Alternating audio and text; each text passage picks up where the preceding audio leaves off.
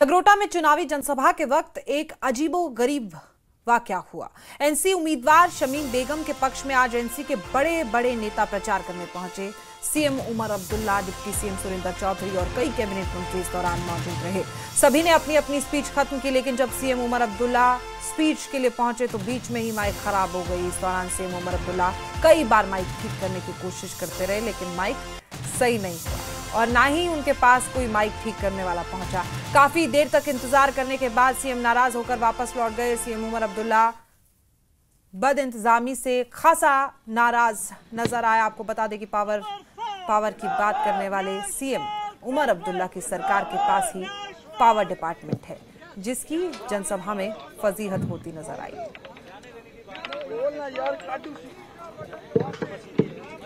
आपको बता दें कि मुख्यमंत्री उमर अब्दुल्ला की तरफ से नगरोटा के लिए चुनाव प्रचार किया जा रहा था और उनकी तरफ से कहा जा रहा था कि भारतीय जनता पार्टी को अगर आप ये सीट जितवा देते हैं, क्योंकि पिछली बार ये सीट भारतीय जनता पार्टी ने जीती थी और अब देवेंद्र राणा की बेटी देवयानी राणा यहाँ से प्रत्याशी हैं भारतीय जनता पार्टी की तरफ से, और वहीं एनसी की तरफ से शमीम बेगम उन्हीं के लिए चुनाव प्रचार करने में पहुंचे थे। और उनकी तरफ से कहना था कि अगर ये सीट बीजेपी जीत जाती है तो हुकूमत नहीं बदलने वाली है, और अगर एनसी जीत जाती है तो उनके हाथों से हुकूमत जाएगी नहीं, हारती है तो हुकूमत जाएगी नहीं। तो ऐसे में इस वाकये के ठीक बाद उनका माइक बीच में ही बंद हो गया, जिससे उनकी नाराजगी साफ तौर पर उनके चेहरे पर दिखाई दी थी। और उसके बाद कई बार उनकी तरफ से माइक को ठकठकाया गया। देखिए तस्वीरें आपके सामने, किस तरीके से ऑन ऑफ करने की भी कोशिश की गई है और माइक शुरू नहीं होने के बाद वो नाराज हो गए और इंतजार करने के बाद वहां से चले गए। और बात यह है कि वहां पर कोई पहुंचा भी नहीं।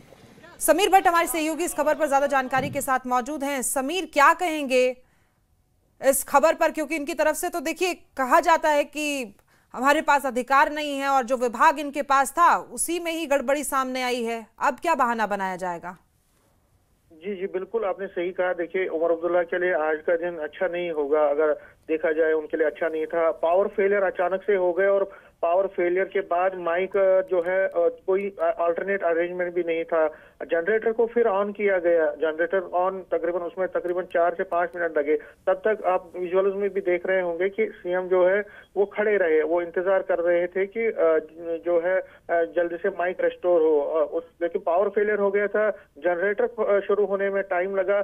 हालांकि फिर माइक रेस्टोर हुई, जनरेटर से लाइट फिर आ गई और माइक सिस्टम फिर जो है एक तरह से शुरू हुआ। लेकिन तब तक उमर अब्दुल्ला नाराज हो चुके थे और उन्होंने फिर माइक लेने से इनकार कर दिया और वहां से निकल पड़े। उसके बाद जो मीडिया है, मीडिया ने भी बात करनी चाहिए उनसे, वहां पे भी मीडिया से उन्होंने बात नहीं की और वो जल्दबाजी में चले गए और श्रीनगर के लिए चले गए हैं, क्योंकि कल से उन्होंने अब बड़गाम के लिए जो बचे दिन है, 3 दिन है, तीनों दिन वो बड़गाम में ही रहेंगे और वहां पे चुनावी रैलियों को संबोधित करेंगे, क्योंकि वहां पे बड़गाम में अभी तक उन्होंने कोई बड़ा प्रोग्राम नहीं किया है। तो लगातार अब बड़गाम पे उनका फोकस रहेगा। लेकिन जिस तरह से आज माइक बंद हो गई और फेलियर हो गया, कहीं ना कहीं वो भी एक तरह से आप अपोजिशन पार्टीज भी उस पर तनकीद कर रही हैं। जाहिर तौर पर समीर, वैसे तो ये घटना देखिए सामान्य है, हो जाता है अक्सर, लेकिन ये हाईलाइट इसलिए हो रही है, अक्सर मुख्यमंत्री की तरफ से बयान दिए जाते हैं कि हमें ये अधिकार नहीं है, ऐसा नहीं है, ये विभाग हमारे पास नहीं है, इसलिए काम नहीं कर पाते हैं। अब जब जरूरत थी पहुंचे थे तो ऐसा हुआ है, इसे कैसे देखे जाए? आपको लगता है भविष्य में इसी को लेकर सवाल उठेंगे? कि अगर हम इसको सियासी नज़रिए से देखें, सियासी चश्मे से जो अपोजिशन पार्टीज देख रही है उसको, उनका हक बनता है, क्योंकि वो इस पर तनकीद तो करेंगी। लेकिन इनके पावर फेलियर हुआ है, अचानक पावर फेलियर हुआ है।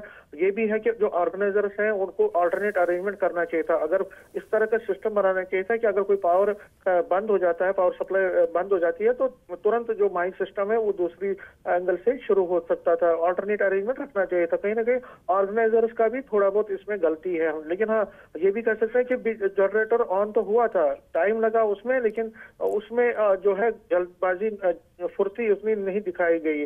कहीं ना कहीं अपोजिशन पार्टीज अब इसको इस तरह से ले रही है कि देखिए आपके पास पीटीडी डिपार्टमेंट या पावर डिपार्टमेंट आपके पास है, तो आप बिल्कुल समीर, देखिए शेड्यूल्ड होता है मुख्यमंत्री का, संवैधानिक पद है और समय समय पर उन्हें जाना भी होता है कहीं भी, और ऐसे में ऑर्गेनाइजेशन जो भी जिसने भी ये संभाला होगा उनकी तरफ से कोई ऑप्शन रखना चाहिए था जाहिर तौर पर। फिलहाल आपकी जानकारी के लिए बहुत बहुत शुक्रिया। लेकिन अब क्या कुछ किया जाएगा और जिसने ये प्रबंध किया था उस पर क्या कोई कार्रवाई की जाएगी वो देखना होगा। लेकिन बहुत ही अजीब थी पावर डिपार्टमेंट, क्योंकि सरकार के पास में है और बहुत बड़ी नाकामयाबी सामने आई है।